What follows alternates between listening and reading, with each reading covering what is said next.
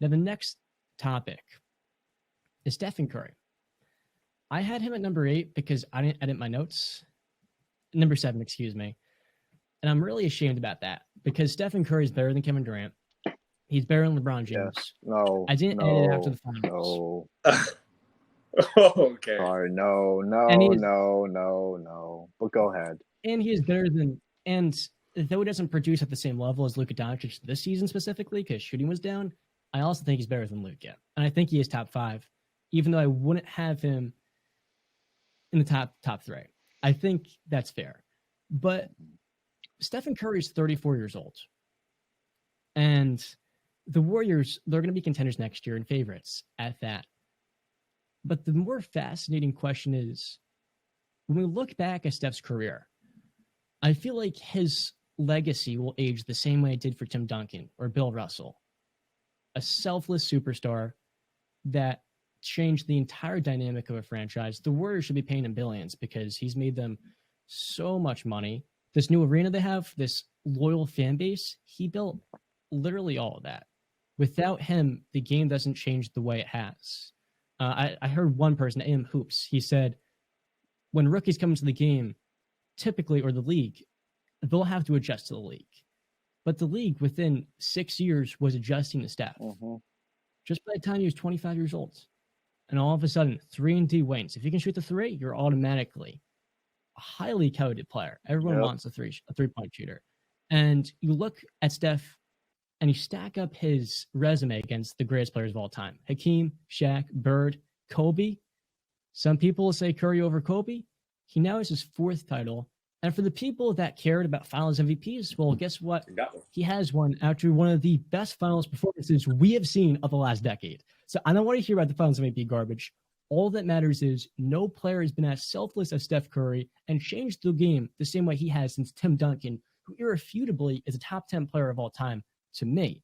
So my question to you guys is, where does Steph rank among the best? Is he creeping in the top 5 discussion? Can he get there in the next 2 years? Because his game can age well, even though he's 6'2". Justin, we were talking about this before. What do you think?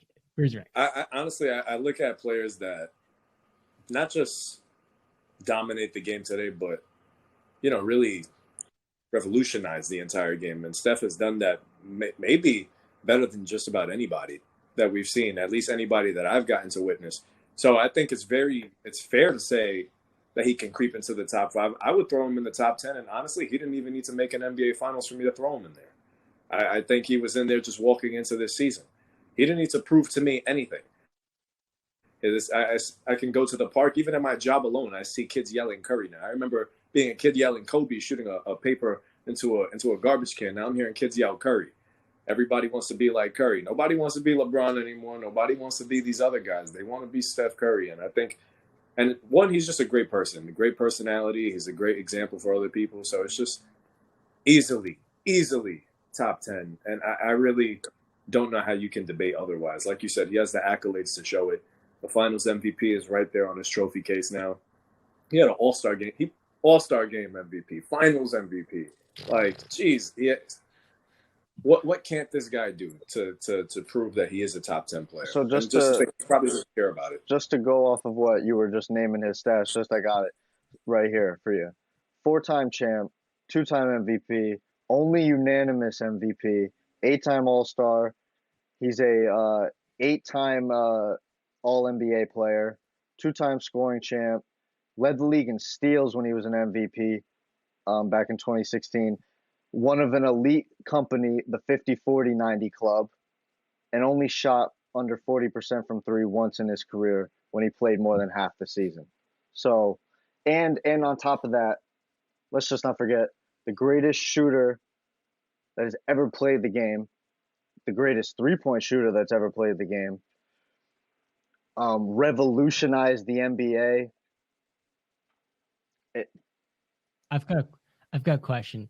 We're going to call this Who's Higher? I'm going to list you players. You're going to give me your immediate response. I'm not going to list, we can all agree he's not top 3, because for me, my top 10 of all time is MJ at number 1. I grew up watching LeBron, but I have him at number 2 now. Kareem at number 3. And then after Kareem, it gets that's I feel like we Oh, can yeah, all that's the agree top that's the of top three. three, right? Do you guys disagree? That's fair.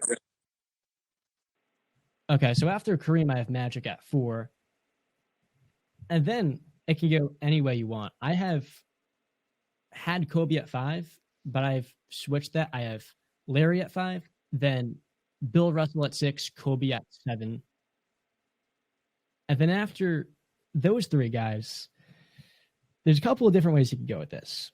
There's Hakeem, there's Shaq, there's Steph now, and I have him above both those two players.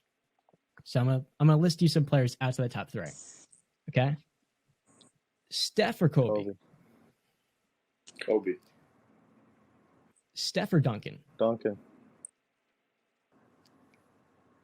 Duncan.